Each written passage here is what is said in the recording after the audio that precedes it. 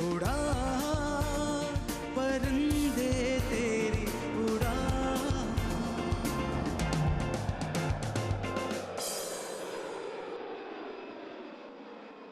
नमस्कार, आप देख रहे हैं डीडी बिहार और मैं हूं आपके साथ अलका। दर्शकों, बहुत बहुत स्वागत है आपका हमारे कार्यक्रम उड़ान में। उड़ान एक ऐसा कार्यक्रम जिसमें हम हर दिन चर्चा करते हैं एक नए विषयों पर और आज के युवा जिससे अपने जीवन में उड़ान भर सकते हैं। आज के समय में कंपटीशन इतना हाई हो गया है कि लोगों को समझ नहीं आता कि वो किस विषय को अपना करियर चुने। काफ़ी सारे विषय सामने आ जाते हैं और काफ़ी सारे कंपटीशन भी सामने आते हैं, जैसे मेडिकल, इंजीनियरिंग, साइंस, आर्ट्स। ऐसे में कॉमर्स ने एक अपनी अलग ही पहचान बनाई है। तो आज हमारे साथ गेस्ट भी मौजूद हैं। सबसे पहले हम स्वागत करेंगे और आपको रूबरू कराएंगे हम अपने गेस्ट से। आज हमारे साथ खास मेहमान जो हैं उनका नाम है डॉक्टर सुनील कुमार सिंह, जो कॉमर्स से मास्टर्स और डॉक्टरेट होने के साथ चार्टर्ड फेलो मेंबर भी रहे हैं। ये कई मैनेजमेंट यूनिवर्सिटी में पढ़ाते हैं, कॉमर्स के अच्छे जानकार हैं और जिन्होंने कॉमर्स के क्षेत्र में कई बच्चों का भविष्य निखारा है। सर, बहुत बहुत स्वागत है आपका। दूरदर्शन और पूरे टीम को बहुत ही आभार कि आपने मुझे ये मौका दिया है। साथ ही हमारे साथ दो प्रतिभागी भी जुड़े हैं। जया सिंह, जो कि बीकॉम के स्टूडेंट हैं, और साथ ही साथ विशाल वैभव, जो कि कॉमर्स के ही स्टूडेंट हैं। आप दोनों का भी बहुत बहुत स्वागत है हमारे कार्यक्रम में। Thank you. शुक्रिया दूरदर्शन। कार्यक्रम को हम आगे बढ़ाएंगे और बिना वक्त गवाए हम सबसे पहले सर से जानेंगे, जिस तरीके से कंपटीशन काफ़ी ज़्यादा बढ़ चुका है, ऐसे में सर कॉमर्स का क्या महत्व है? देखिए, आमतौर पर लोग ये सोचते हैं और ये एक मानसिकता है हमारे बिहार में पेरेंट्स और स्टूडेंट का कि जो स्टूडेंट साइंस लेते हैं वो जीनियस ब्रेन के होते हैं और जो कॉमर्स ऑप्ट करते हैं वो एवरेज होते हैं। लेकिन ये मानसिकता हमारे बिहार में ही है। यदि आप विकसित शहर की बातें करेंगे तो मुंबई, पुणे, कोलकाता, ये सब वो शहर हैं जहाँ पर कॉमर्स का काफ़ी क्रेज होता है। और यदि मैं साइंस और कॉमर्स के बीच में थोड़ा अंतर आपको बताऊं तो साइंस और कॉमर्स दोनों एक ही सिक्के के दो पहलू हैं जी। एक तरफ साइंस है और एक तरफ कॉमर्स है। एक को आप बड़ा भाई कह सकते हैं, एक को छोटा भाई कह सकते हैं। बिजनेसमैन साइंस से कहते हैं कि आप इन्वेंशन कीजिए और बिजनेसमैन कॉमर्स से कहते हैं कि आप उसे कमर्शलाइज कीजिए। तो साइंस और कॉमर्स दोनों एक ही परिपाटी पर हैं, दोनों ही एक दूसरे बिना बिल्कुल अधूरे हैं जी। सर, जिस प्रकार से आपने कहा कि साइंस और आर्ट्स दोनों एक दूसरे के बिना अधूरे हैं, तो ऐसे में सर जो स्टूडेंट कॉमर्स से अपनी पढ़ाई कर रहे हैं उनका करियर विकल्प क्या कुछ है? कॉमर्स में बहुत ही बड़ा स्कोप है। यदि फिर से एक बार साइंस से कंपैरिजन करें जी। तो कॉमर्स में मल्टीपल करियर ऑप्शंस आते हैं, जैसे सीए, सीएस, सीएमए। अब तो आईपीएम के through student BBA plus MBA कर सकते हैं और क्लैट में भी काफ़ी अच्छा करियर होता है स्टूडेंट्स का। तो अब स्टूडेंट के पास दो ऑप्शन हैं, या तो वो 12th के बाद करियर को शेप दें या फिर ग्रेजुएशन के बाद। यदि स्टूडेंट 12th के बाद चाहते हैं कि अपना करियर बनाएं तो उनके पास एक ऑप्शन सीए है, और सीए तो कॉमर्स का सबसे अट्रैक्टिव लोकप्रिय कोर्स में से एक माना गया है। दूसरा सीएस है और सीएमए है। यदि स्टूडेंट का इंटरेस्ट, उसका रुचि यदि अकाउंटिंग पोर्शन में है तो वो सीए और सीएमए जैसे कोर्स को करें, और यदि उन्हें लॉ में इंटरेस्ट है तो फिर सीएस और क्लैट जैसे कोर्सेज में वो अपनी रुचि दिखा सकते हैं।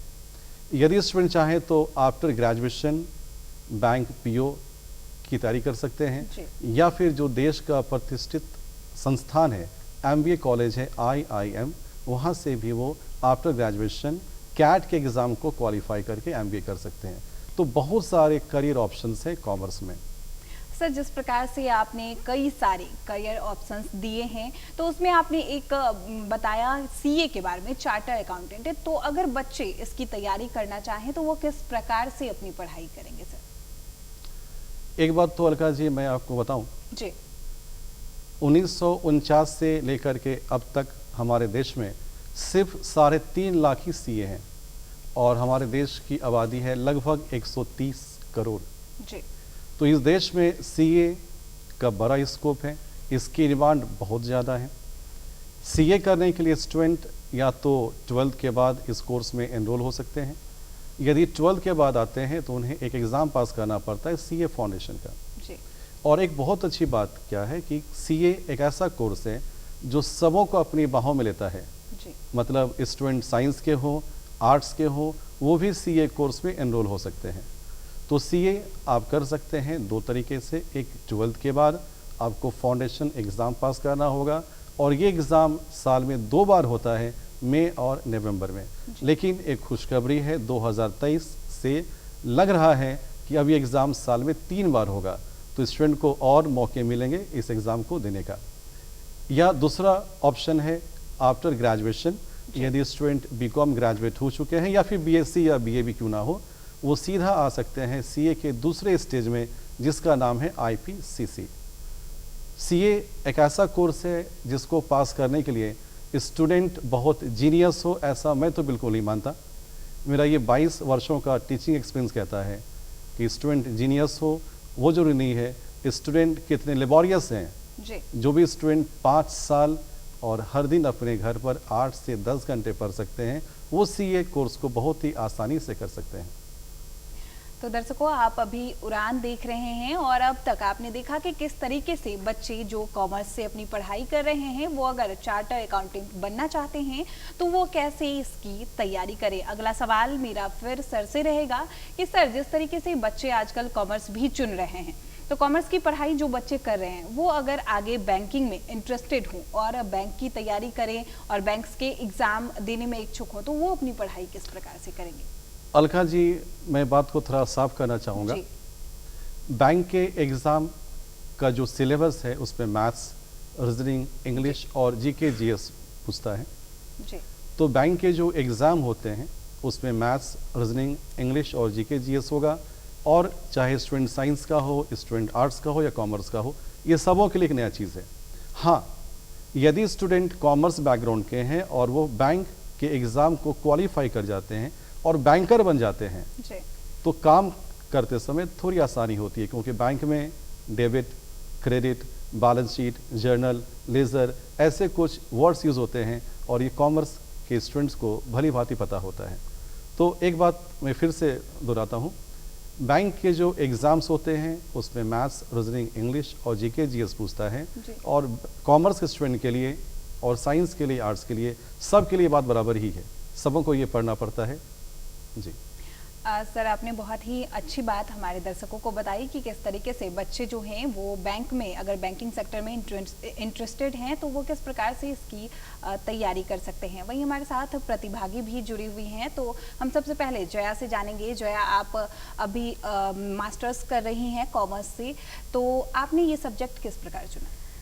जी, जैसा कि सर ने कहा कि कॉमर्स में बहुत सारे करियर ऑप्शंस हैं होते हैं, और इसको सोचते हुए मैंने भी ये सोचा कि मैं कॉमर्स इन करियर अपना चूज़ करती हूँ, और उसके बाद फिर बैंकिंग के प्रिपरेशन में लग के, और अगर कॉमर्स में हमारा बैकग्राउंड रह रहा है तो बैंक बहुत इजीली उसके प्रिपरेशन के लिए हम तैयारी कर सकते हैं। तो इस वजह से हमने अपना करियर कॉमर्स में देखा। अजय, आपने जैसा बताया कि बैंकिंग की तैयारी के लिए आप इच्छुक हैं, तो आपके मन में ये ख्याल कैसे आया कि आप बैंकिंग की तैयारी करें? जी, कहीं ना कहीं ये चीज़ मेरे मन में बचपन से ही थी, क्योंकि मेरे कुछ रिलेटिव हैं जो बैंक में जॉब करते हैं, तो एक उनका लाइफस्टाइल हमने देखा, उनका एक करियर देखा, उसमें बहुत अच्छा लगा हमें भी लगा, हमें भी इच्छा हुई कि हम भी बैंक में जाएंगे और जॉब करेंगे। एक सिक्योरिटी हमें वहाँ फील हुई, तो हमने भी सोचा कि हमें भी इन करियर अपना बैंक ही चुनना है, चूज़ करना है। इसी वजह से जी। तो वही हमारे दूसरी तरफ हमारे प्रतिभागी विशाल वैभव भी जुड़े हुए हैं। हम जानेंगे विशाल आपसे कि आप कॉमर्स से अपनी पढ़ाई कर रहे हैं, तो आपने अपने फ्यूचर के बारे में क्या कुछ सोचा है? जैसा कि सर ने कहा जी, आप कॉमर्स से या कॉमर्स फील्ड में आप इनरोल होते हैं तो आपको एक सीए काफ़ी एक्साइटिंग स्ट्रीम मिलता है।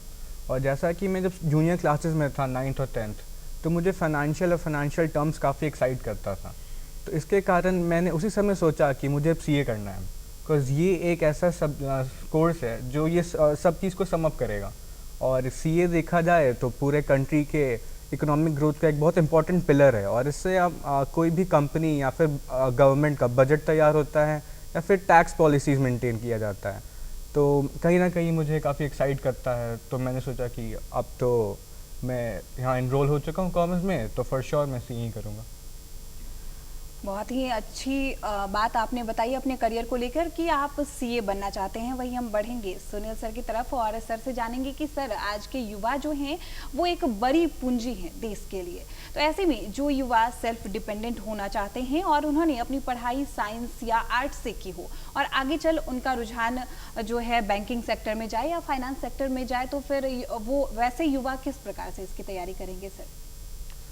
कॉमर्स की यही खासियत है, इसके जो कोर्स करिकुलम है वो क्लास 11 से ही कुछ ऐसा डिज़ाइन किया गया है जिसे पढ़ कर के स्टूडेंट या तो कहीं जॉब कर सकते हैं या फिर अपना स्टार्टअप शुरू कर सकते हैं, या फिर एक और ऑप्शन है और अच्छा ऑप्शन है, और वो है एंटरप्रेन्योर को, बिजनेसमैन को कंसल्टेंसी प्रोवाइड करना।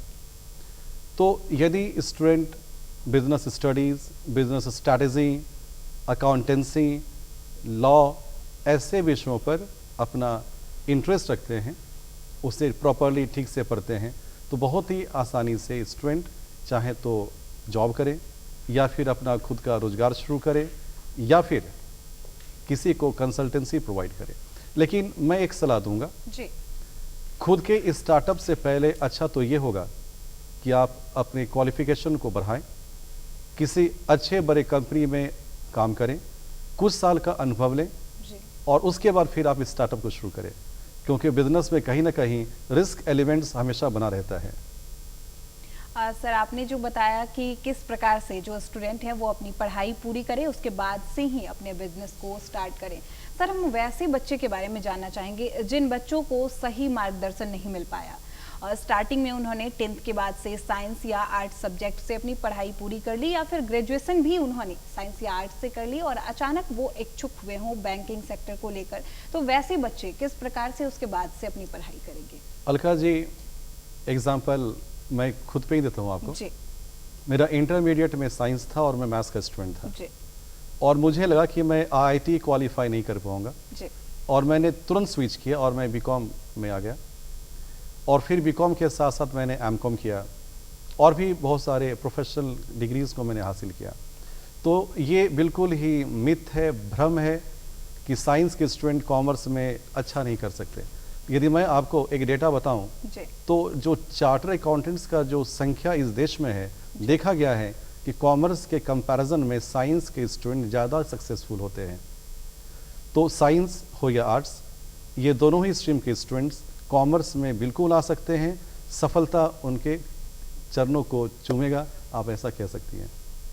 सर बिल्कुल बहुत ही अच्छी बात आपने बताई हमारे दर्शकों को, और जिस तरीके से अभी आप हमारे दर्शकों को एक मार्गदर्शन दे रहे हैं कि वो कॉमर्स में अपना करियर कैसे चुन सकते हैं, तो सर हम आपसे भी जानना चाहेंगे कि आपने अपनी शिक्षा दीक्षा कहाँ से प्राप्त की? मैं शुरुआती समय में काफ़ी सामान्य स्टूडेंट था जी। मेरा बैकग्राउंड बहुत अच्छा नहीं था एज अ स्टूडेंट। 10th और इंटरमीडिएट साइंस से करके जैसे तैसे पास किया जी। फिर बीकॉम के लिए मैं अपने गांव, मेरा घर है आलमनगर जो कि जिला मधेपुरा में पड़ता है, मैं वहाँ से पटना आया जी। और फिर पटना से मैंने बीकॉम और एमकॉम किया। फिर समय के साथ साथ मैंने IIM से कोर्स भी किया मैनेजमेंट का और चार्टर्ड फेलो भी बना, और मुझे अभी हाल में ही ईस्ट अफ्रीका की यूनिवर्सिटी से प्रोफेसरशिप का भी ऑनर मिला हुआ है। जी। सर जिस तरीके से आप बता रहे हैं आपने अपनी शिक्षा दीक्षा जिस प्रकार प्राप्त की, तो सर आप अच्छे स्टूडेंट रहे होंगे, तो आपकी रुचि शिक्षा विभाग में और बच्चों को पढ़ाने में कैसी आई? क्योंकि जनरली स्टूडेंट जो हैं अगर कॉमर्स से अपनी पढ़ाई करते हैं या किसी भी विषय से, तो होता यूँ है कि वो या तो किसी जनरल कंपटीशन की तैयारी करते हैं या फिर किसी अच्छे कंपनी में जॉब करना चाहते हैं, तो आपने ये फील्ड कैसे चुना? मैं बहुत ही ईमानदारी से इसका जवाब दूंगा। जी। टीचर बनना मेरा कोई चॉइस नहीं था जी। और ये सिर्फ एक चांस इसलिए जब मैं पटना में आकर के बीकॉम एमकॉम कर रहा था और साथ में कुछ और भी कोर्स कर रहा था जैसे CA और CA में, तो एक स्टूडेंट जो MBA कर रहे थे उस वक्त में मेरे पास आए जी और मुझसे वो एक क्वेश्चन पूछे अकाउंटेंसी का, और मैंने बहुत ही आसान तरीके से उस क्वेश्चन को एक ट्रिक से सॉल्व कर दिया। ये स्टूडेंट पटना से MBA कर रहे थे, एलन मिश्रा इंस्टीट्यूट पटना में है। जी ये स्टूडेंट अपने सारे फ्रेंड्स को जाकर के बताएं कि एक सुनील हैं जो कि अकाउंट्स को काफ़ी ट्रिक से समझाते हैं। अगले ही दिन उस कॉलेज के सारे बच्चे मेरे घर पर आ गए, और मैं रहता था रेंटेड हाउस में और लैंडलॉर्ड हमें अलाउ करते नहीं। तो मैंने एक छोटा सा जगह लिया बोरिंग केनाल रोड में, और वहाँ मैंने इन बच्चों के लिए कोचिंग स्टार्ट किया। तो कल तक जो मैं पूरे पटना के लिए सुनील भैया हुआ करता था, अगले दिन से मैं सुनील सर हो गया। तो टीचिंग में आना ये मेरा बिल्कुल भी प्लान नहीं था स्टडीज़ में मेरा, ये चॉइस नहीं था, ये सिर्फ एक चांस था। लेकिन मैं आज काफ़ी खुश हूँ, 22 सालों से मैं पटना में हज़ारों स्टूडेंट्स को कॉमर्स पढ़ा चुका हूँ। जी हमारे साथ दो प्रतिभागी भी जुड़े हुए हैं, तो हम चाहेंगे कि हमारे प्रतिभागी के मन में अगर कोई सवाल हो तो वो सुनील सर से ये बेझिझक पूछ सकते हैं। चाहे आपके मन में अगर कोई सवाल है तो आप सुनील सर से पूछ सकते हैं। जी सर, मेरा सवाल ये है कि जैसे कि हमारा ग्रेजुएशन में कॉमर्स है, तो अगर इन फ्यूचर हम UPSC या BPSC ज्वाइन करना चाहें तो क्या हम कॉमर्स को एज अ बैकग्राउंड रख के उसको उस फील्ड में जा सकते हैं? जया जी, मैं आपको सुन रहा था, आपने बताया बैंक में स्टेबिलिटी है, सिक्योरिटी है, सही है। लेकिन UPSC आप जो सोच रही हैं वो सही में एक अच्छा बड़ा एग्ज़ामिनेशन है, प्रतिष्ठा है, पावर है, और आप जो कुछ भी पढ़ती हैं क्लास 11 से लेकर के PG तक कॉमर्स में, वही UPSC का ऑप्शनल पेपर का कंटेंट है। मैं तो आपको एडवाइस करूंगा कि आप BCom भी कर रही हैं, आप आगे PG भी करेंगे, तो आपको UPSC कॉमर्स ऑप्ट करके प्रिपरेशन करना चाहिए। इसके एक फ़ायदे और भी हैं। यदि आप कल UGC नेट कॉमर्स से प्लान करती हैं तो UGC नेट कॉमर्स के जो सिलेबस हैं, उसके जो कंटेंट हैं, वो UPSC के ऑप्शनल पेपर कॉमर्स से बिल्कुल मैच करता है। तो मेरा सलाह ये होगा कि आप चाहें तो UPSC या BPSC कॉमर्स ऑप्ट करके भी आगे सोच सकती हैं। जी धन्यवाद।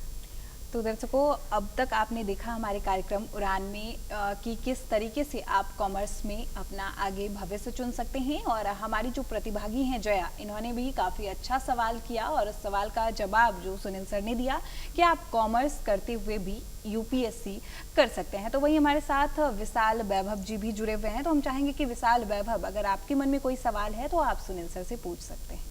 सर, मेरा सवाल ये है कि मैंने सोचा है कि मुझे CA करना है, पर मुझे काफ़ी सीनियर्स मिलते हैं और काफ़ी ज़्यादा पेरेंट्स बोलते हैं कि एक CA में भी एक कोर्स होता है। तो सर आप बता सकते हैं कि दोनों में डिफरेंस क्या है, दोनों में बेटर कौन सा है? वैभव, UPSC और BPSC में क्या अंतर हो सकता है? आप UPSC करते हैं तो DM यस सर, SP बनते हैं, और करते हैं BPSC तो आप SDO BDO बनते हैं। कुछ यही अंतर मैं करना चाहूँगा CA और CMA के बीच में। जी सर। CA को आप बिल्कुल मानिए DM की तरह, और जो CMA है आप उसे मानिए BDO और SDO की तरह, मतलब ज़्यादा पावरफुल कोर्स CA है। रहा बात CMA क्या है, जितने भी मैन्युफैक्चरिंग कंसर्न होते हैं, जो इंडस्ट्रीज़ होते हैं, उन्हें रिक्वायर्ड होता है कॉस्ट अकाउंटेंट का, क्योंकि इनका काम होता है जो प्रोडक्ट कंपनी मैन्युफैक्चर कर रही है उसके कॉस्ट को फाइंड करना। तो कॉस्ट अकाउंटेंट का जो बेसिक वर्क होता है, जो प्रोडक्ट उस कंपनी में मैन्युफैक्चर हो रहा है उसके कॉस्ट को फाइंड करना या फिर एस्टिमेट करना।